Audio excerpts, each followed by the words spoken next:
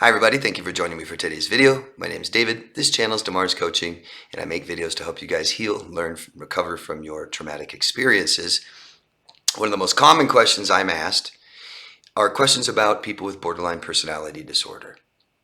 People want to know, is my ex or somebody I know have borderline, David? And I'm asked, do they have borderline or are they a narcissist? Stuff like this. I made videos about this. Feel free to go into the borderline personality disorder playlist and check them out if you want. Today, I just want to go over 5 really clear traits of borderline personality disorder. These don't mean somebody has it. The personality disorder, borderline, has a very distinct criteria for the diagnosis. And we aren't here to diagnose anybody. Okay, I hope this will help you, whether you believe you have the disorder maybe, or someone you know might have it in the past, or someone you know now. Signs to look out for in the future, things like this. If you've found yourself in multiple relationships with people with this disorder, there's a very, very good reason why. Find that reason. But this may help you. Something to look out for. So I'm going to name 5 clear traits. First, I just want to acknowledge that people that have personality disorders very commonly have other kinds of disorders as well. People with borderline very, very commonly may have addictions or addiction disorders. They may have anxiety disorders, and they may have eating disorders as well. Very, very common, especially in the younger female borderlines. So first one that's very clear, a borderline could be characterized, if they could be characterized by one trait, it would be the fear of abandonment. I just made a video recently, a couple days ago I think, about fear of abandonment in borderlines. Check it out if you want. So I'm not going to go diving too far into it, but they may take desperate measures so that you don't leave them. They may make frantic efforts to avoid abandonment, even if it's real or imagined, perceived abandonment, even if you're not going to leave them. They could be extremely controlling. You can't leave me. You better never leave me. You may get threats. If you leave me, I'm going to go tell so-and-so something about you. I'm going to tell your parents this. I'm going to call your job and get you fired.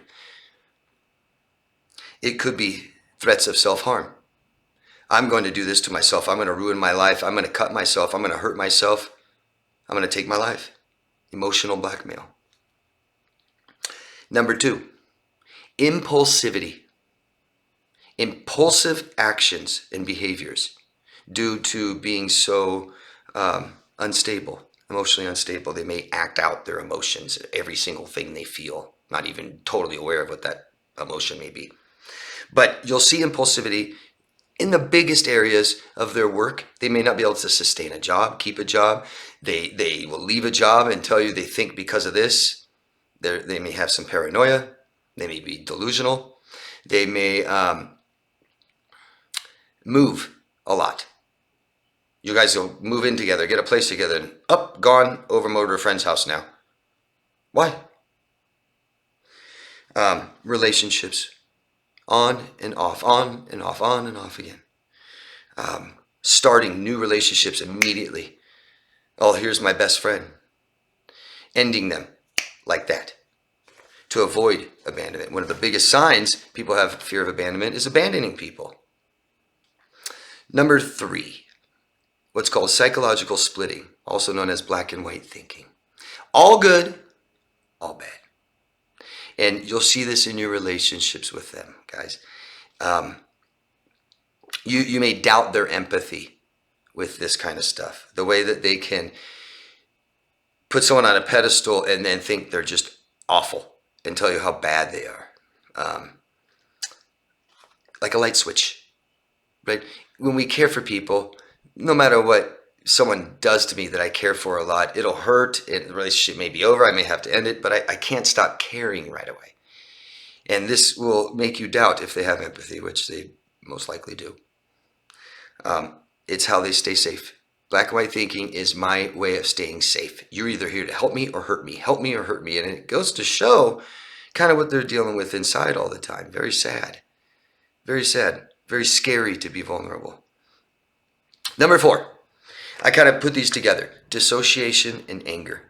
they kind of go hand in hand with, at least with people with borderline personality disorder.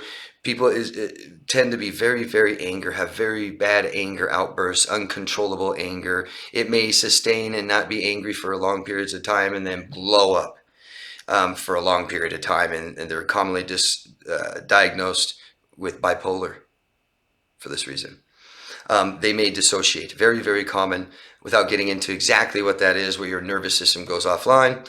They may have memory loss, patches of their history, of their past that they can't remember, and then rage from paranoia. You're going to leave me. You wronged me.